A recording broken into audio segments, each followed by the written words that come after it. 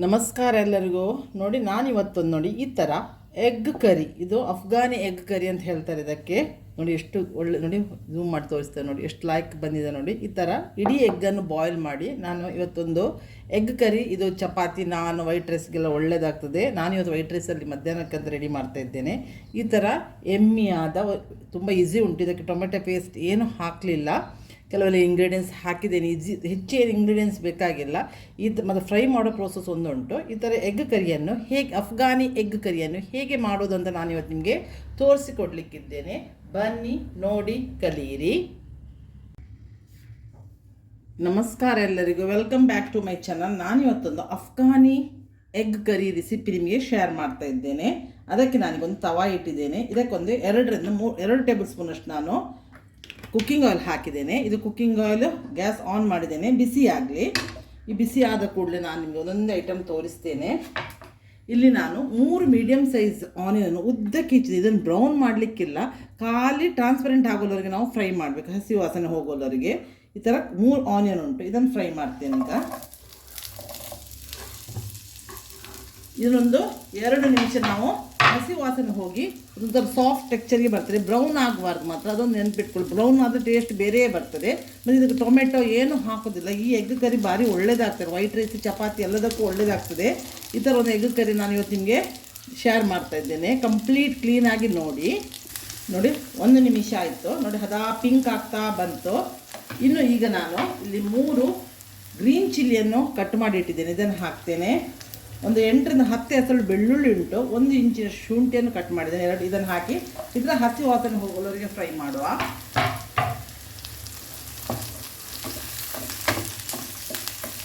Medium ಫ್ಲೇಮಲ್ಲಿ fry ಮಾಡ್ತಾ ಇದ್ದೇನೆ ನಾನು. ಸ್ವಲ್ಪ ನಾವು ಮುಟ್ಟಿದ ಕೂಡ ಸಾಫ್ಟ್ ಬಂದಿರಬೇಕು, ನಿಮಗೆ ಅದು ಗೊತ್ತಾಗ್ತದೆ. ಆನಿಯನ್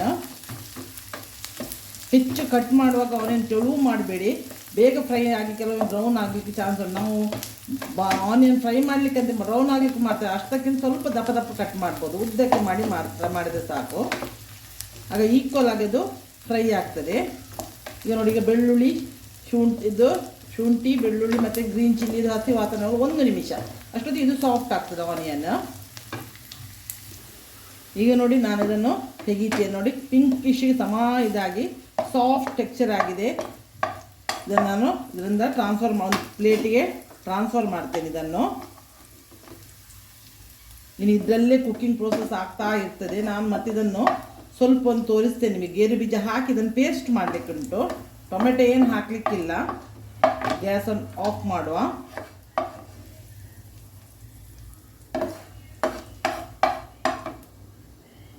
ಇಲ್ಲಿ ನಾನು ಮಿಕ್ಸಿ ಜಾರ್ ತಗೊಂಡಿದ್ದೇನೆ. ಇದಕ್ಕೆ ನೋಡಿ ಇಷ್ಟು ಕೊತ್ತಂಬರಿ ಸೊಪ್ಪು ದಂಟು ಸಹಿತ ನಾನು 1 ಮುಷ್ಟಿ ಕೊತ್ತಂಬರಿ ಸೊಪ್ಪು ಹಾಕ್ತೇನೆ.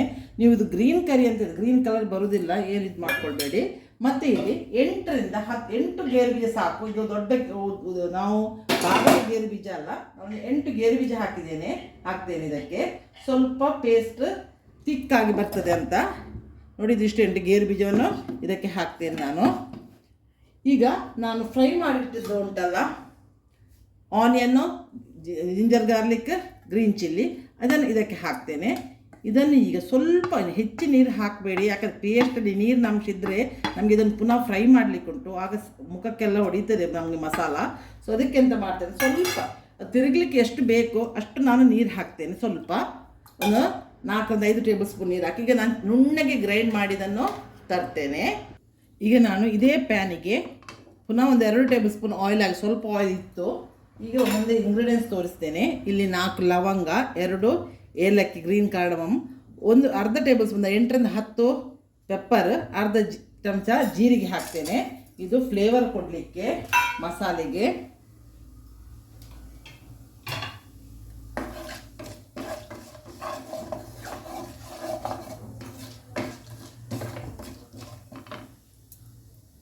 ನೋಡಿ ಪೇಸ್ಟ್ ನೋಡಿ ಎಷ್ಟು ನುಣ್ಣಗೆ ಅರ್ಧ ತಂದಿದ್ದೇನೆ ನಾನು. ಈ ಥರ ನೋಡಿ ಏನಿಲ್ಲ ನೋಡಿ. ಇದನ್ನೀಗ ನಾವು ಇದು ಸ್ವಲ್ಪ ಜೀರಿಗೆ ಸಿರಿದ ಪುಡಿ ಪೇಸ್ಟನ್ನು ಹಾಕುವ.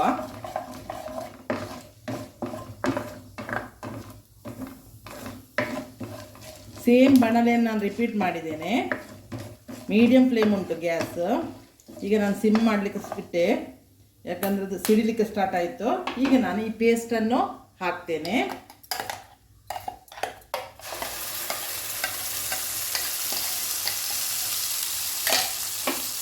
ಚೆಂದ ಮಾಡಿ ಹುರಿಯುವ. ಮಾತ್ರ ಇನ್ನೂ ಸಿಮ್ಮಲ್ಲಿ ಮಾಡಬೇಕು, ಯಾಕಂದರೆ ಕ್ಯಾಶು ಉಂಟಲ್ಲ ಅದು ತಳ ಹಿಡಿತದೆ. ನನ್ನ ನಾನ್ ಸ್ಟಿಕ್ ಪ್ಯಾನ್ ಆದರೂ ತಳ ಹಿಡಿತದೆ. ಕ್ಯಾಶು ಪೇಸ್ಟ್ ಇರ್ಲಿಕ್ಕೆ ಹೋಗಿ ನೀವು ಅರ್ಜೆಂಟ್ ಮಾಡಲಿಕ್ಕೆ ಮಾತ್ರ ಇಲ್ಲಿ ಸ್ವಲ್ಪ ನೀವು ಪೇಷನ್ಸನ್ನು ಯೂಸ್ ಮಾಡಬೇಕು. ಕ್ಯಾಶು ಪೇಸ್ಟ್ ಹಾಕಿದ ಕೂಡಲೇ ಪೇಸ್ಟ್ ತಳ ಹಿಡಿತದೆ. ಈ ಥರ ಕೈ ಆಡಿಸ್ತಾನೇ ನೀವು ಫ್ರೈ ಮಾಡಬೇಕು ಮಸಾಲವನ್ನು. ಇಲ್ಲಿಗ ಸ್ವಲ್ಪನೇ ಆಯಿಲ್ ಒಂದು 5 ನಿಮಿಷ ನಾನು ಸಿಮ್ಮಲ್ಲಿ ಇದನ್ನು ಫ್ರೈ ಮಾಡಿದೆ. ಈಗ ಇದಕ್ಕೆ ಮಸಾಲೆ ಹಾಕುವ. ಸ್ವಲ್ಪ ಹಳದಿ ಹಾಕ್ತೇನೆ ನಾನು. ಇದು ಗ್ರೀನ್ ಕಲರಲ್ಲಿ ಏನು ಬರೋದಿಲ್ಲ. ಈಗ ನಾನು 3 ಗ್ರೀನ್ ಚಿಲ್ಲಿ ಹಾಕಿದಲ್ಲ, ಇದು ಬ್ಯಾಡಿಗೆ ಚಿಲ್ಲಿ ಪೌಡ್ರು. ಇದು 1 ಟೇಬಲ್ ಸ್ಪೂನ್ ಹಾಕ್ತೇನೆ. ನಿಮಗೆ ಖಾರ ಎಷ್ಟು ಬೇಕೋ ಅಷ್ಟು ಹಾಕ್ಬೋದು. ಈಗ 1 ಟೇಬಲ್ ಸ್ಪೂನ್ ಕೊರಿಯಂಡರ್ ಪೌಡ್ರ್ ಹಾಕ್ತೇನೆ. ಇದನ್ನೆಲ್ಲ ಚೆಂದ ಮಾಡಿ ಈಗ ನಾವು ಮಿಕ್ಸ್ ಮಾಡುವ. ಈ ಮಸಾಲ ಕೂಡ ಇದರೊಟ್ಟಿಗೆ ಫ್ರೈ ಆಗ್ತದಾಗ ಗ್ಯಾಸ್ ಸಿಮ್ಮಲ್ಲಿ ಇಡೀನಿ.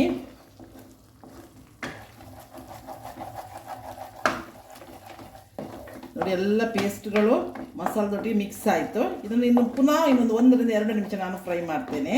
ಆಗ ಪುನಃ ಎಲ್ಲ ಮಸಾಲದ್ದು ಹಸಿ ವಾಸನೆ ಎಲ್ಲ ಹೋಗ್ತದೆ.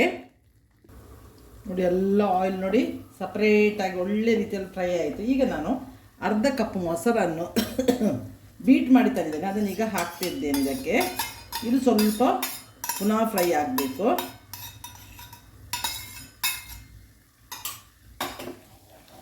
ನಾವೇನು ಟೊಮೆಟೊ ಏನು ಹಾಕಲಿಲ್ಲ, ಇದು ಹುಳಿಗಾಗಿ ಇದನ್ನು ನಾನು ಹಾಕಿದ್ದು ಮೊಸರು, ನಂದಿನಿ ಕರ್ಡಿದು.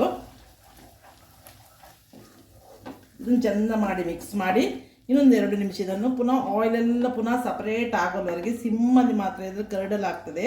ಸಿಮ್ಮಲ್ಲಿ ನಾವು ಇದನ್ನು ಫ್ರೈ ಮಾಡಬೇಕು. ಹಾಗೆ ಮಸಾಲೆ ಎಲ್ಲ ಫ್ರೈ ಆಗಿದೆ. ಇದೊಂದು ಸ್ವಲ್ಪ ಮೊಸರು ಸ್ವಲ್ಪ ಫ್ರೈ ಆಗಲಿಕ್ಕೆ ಉಂಟು ಅಷ್ಟೇ.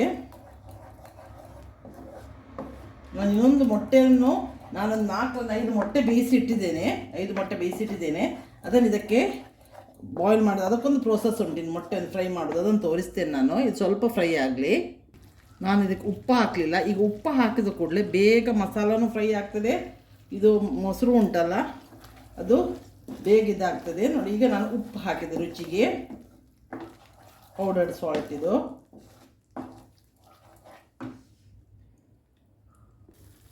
ಇಲ್ಲಿ ನೋಡಿ ಮಸಾಲೆ ಎಲ್ಲ ನೋಡಿ ಆಯಿಲ್ ಬಿಟ್ಟು ಇದನ್ನು ನಾನು ಸೈಡಿಗೆ ಇಟ್ಟು ಈಗ ನಾನು ಎಗ್ಗನ್ನು ಫ್ರೈ ಮಾಡೋ ಪ್ರೋಸೆಸ್ಸನ್ನು ತೋರಿಸ್ತೇನೆ. ನೋಡಿ ಮಸಾಲೆ ನೋಡ್ತಾ ಇದ್ದು ನೋಡಿ ಎಷ್ಟು ಆಯಿಲ್ ಎಲ್ಲ ಬಿಟ್ಟಿದೆ ನೋಡಿ ಮಸಾಲದಲ್ಲಿ. ಈ ಥರ ಫ್ರೈ ಮಾಡಬೇಕು. ಇದೇ ಒಂದು ಪ್ರೋಸೆಸ್ ಇರೋದು ಇದರಲ್ಲಿ. ಇದನ್ನು ನಾನು ಸೈಡಿಗೆ ಇಡ್ತೇನೆ. ಈಗ ಒಂದು ಪ್ಯಾನ್ ಇಡ್ತೇನೆ. ಇದರಲ್ಲಿ ನಾನು ಎಗ್ಗನ್ನು ಫ್ರೈ ಮಾಡ್ತೇನೆ. ನೋಡಿ ಪ್ಯಾನ್ ಬಿಸಿ ಆಯಿತು. ಈಗ ಇದಕ್ಕೆ 1 ಟೇಬಲ್ ಸ್ಪೂನ್ನಷ್ಟು ನಾನು ತುಪ್ಪ ಹಾಕ್ತೇನೆ. ಸಿಮ್ಮಲ್ಲಿ ಇಡಿ ಮಾತ್ರ. ಚೂರು ನಾನು ಅದಕ್ಕೆ ಕೋಟ್ ಆಗಲಿಕ್ಕೆ ಮೊಟ್ಟೆಗೆ ಇದಾಗ್ತೇನೆ. ಉಪ್ಪು ಹಾಕ್ತೇನೆ, ಸ್ವಲ್ಪ ಪಿಂಚ್ ಆಫ್ ಸಾಲ್ಟ್ ಹಾಕ್ತೇನೆ, ಸ್ವಲ್ಪ ಹಳದಿ ಪುಡಿ ಹಾಕ್ತೇನೆ. ಆಗ ಮೊಟ್ಟೆದು ಸ್ಮೆಲ್ಲೆಲ್ಲ ಹೋಗ್ತದೆ.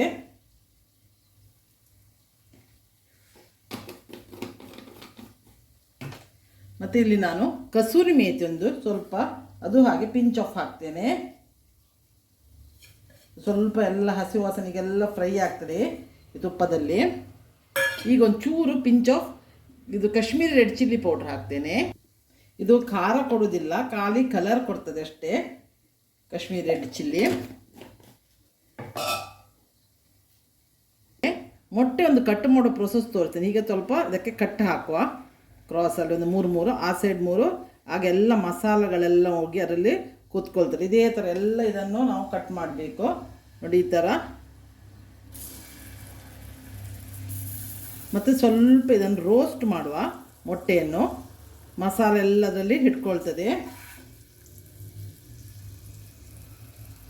ಈ ಥರ ಎಲ್ಲ ಮೊಟ್ಟೆಗೂ ನಾನು ಮಾಡ್ತೇನೆ. ಇದು ನೋಡಿ ಮೊಟ್ಟೆ ಉಂಟಲ್ಲ, ಮಸಾಲೆ ಜೊತೆ ಒಳ್ಳೆ ಸಿಮ್ಮಲ್ಲಿ ನೀವು ರೋಸ್ಟ್ ಮಾಡಬೇಕು ಮೊಟ್ಟೆಯನ್ನು. ಸೊ ಹಾಗೆ ಇದೆಲ್ಲ ಫ್ಲೇವರ್ ಅದಕ್ಕೆ ಹಿಡಿತದೆ. ಒಂದು ಸಿಮ್ಮಲ್ಲಿ ನೀವು 2 ರಿಂದ 3 ನಿಮಿಷ ಇದನ್ನು ಫ್ರೈ ಮಾಡಬೇಕು. ಎಷ್ಟು ಲೈಕ್ ಡ್ರೈ ರೋಸ್ಟ್ ಆಯ್ತು ನೋಡಿ ಮೊಟ್ಟೆ.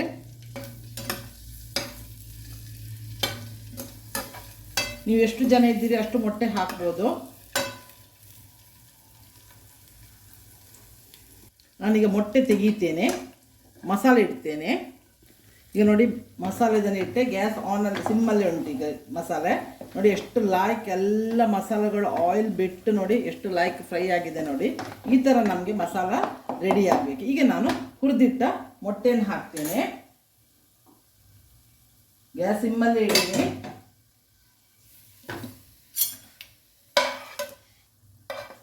ನಿಮಗೆ ಈಗ ನೀರು ಬೇಕಾದಷ್ಟು ನೀರನ್ನು ಈಗ ಸೇರಿಸ್ಬೋದು.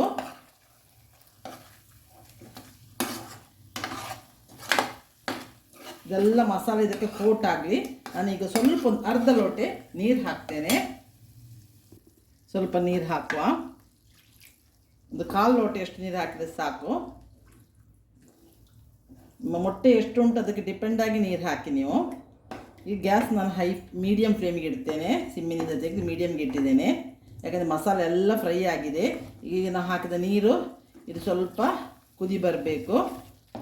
ಪೇಸ್ಟ್ ಎಲ್ಲ ನೋಡಿದ್ದಕ್ಕೆ ಕವರ್ ಆಗ್ತದೆ, ದಪ್ಪಕ್ಕೆ ದಪ್ಪವೂ ಉಂಟು. ನಾನೊಂದು 1/4 ಲೋಟ ನೀರು ಹಾಕಿದ್ದೆ, ಸ್ವಲ್ಪವೇ ನೋಡಿ ಹಾಕಿದೆ ನಾನು. ನಮ್ಮಲ್ಲಿ ಸ್ವಲ್ಪ ತಿಕ್ಕ ಗ್ರೇವಿ ಯಾವಾಗಲೂ ಇಷ್ಟಪಡ್ತಾರೆ. ಇದೊಂದು ಸರಿ ಕುದಿ ಬರಲಿ.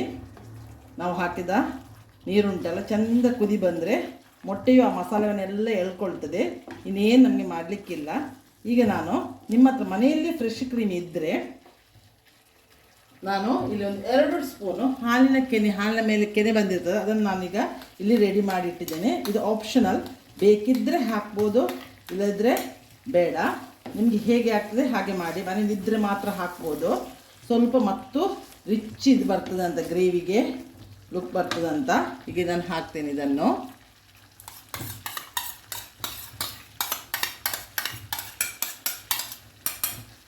ಒಂದು ಅರ್ಧ ಟೇಬಲ್ ಸ್ಪೂನ್ ಅಷ್ಟು ನಾನು ಗರಂ ಮಸಾಲ ಪೌಡರ್ ಹಾಕ್ತೇನೆ, ಸ್ವಲ್ಪ ಫ್ಲೇವರಿಗೆ ಇದಷ್ಟೇ. ಇದನ್ನು ಚೆಂದ ಮಾಡಿ ಮಿಕ್ಸ್ ಮಾಡ್ತೇನೆ. ಕ್ರೀಮ್ ಎಲ್ಲ ಈಗ ಸಿಮ್ಮಲ್ಲಿಡುವ ಗ್ಯಾಸ್. ಕ್ರೀಮ್ ಹಾಕಿತ್ತಲ್ಲ, ಇಲ್ಲಿಗೆ ನಮ್ಮದು ಅಫ್ಘಾನಿ ಎಗ್ ಕರಿ ರೆಡಿ ಆಯಿತು. ನಿಮಗೆ ಈ ರೆಸಿಪಿ ನಿಮಗಿದು ಇಷ್ಟ ಆದರೆ ಇದಕ್ಕೊಂದು ಲೈಕ್ ಕೊಡಿ. ಸಬ್ಸ್ಕ್ರೈಬ್ ಆಗದವರು ಸಬ್ಸ್ಕ್ರೈಬ್ ಆಗಿ ನೋಡಿ. ನಾನು ಇದೇ ಥರ ವೆಜ್, ನಾನ್ ವೆಜ್ ಹಾಗೆ ಸಾರಿ ಕುಚ್ಚೋದು ವಿಡಿಯೋ ಹಾಕ್ತಾ ಬರ್ತೇನೆ. ನೀವು ಸಪೋರ್ಟ್ ಮಾಡ್ತಾಯಿದ್ರೆ ನಾನು ಹಾಕ್ತಾ ಬರ್ತೇನೆ. ನೀವು ನನಗೆ ಸಪೋರ್ಟ್ ಮಾಡ್ತಾಯಿರಿ. ನಾನು ಇನ್ನೊಂದು ಒಳ್ಳೆ ವಿಡಿಯೋದಿಂದ ಬಂದು ನಿಮ್ಮನ್ನು ಮೀಟ್ ಆಗ್ತೇನೆ. ಅಲ್ಲಿವರೆಗೆ ಬಾಯ್, ಥ್ಯಾಂಕ್ ಯು.